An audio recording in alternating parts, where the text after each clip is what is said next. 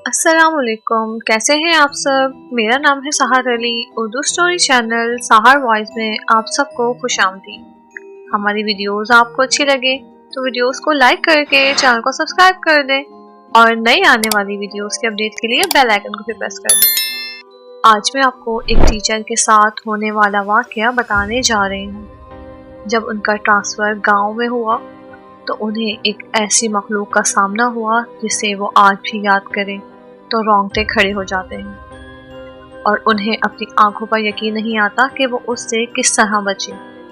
ये एक बहुत ही दिल दहला देने वाली कहानी है। ज़रा दिल थाम के सुनिएगा क्योंकि कमज़ोर दिल अफराद बहुत डर भी सकते हैं। कहानी आपको पसंद आए तो लाइक ज़रूर कर दिएगा। तो चलें कहानी को शुरू करते हैं उन्हीं टीचर की ज़बानी।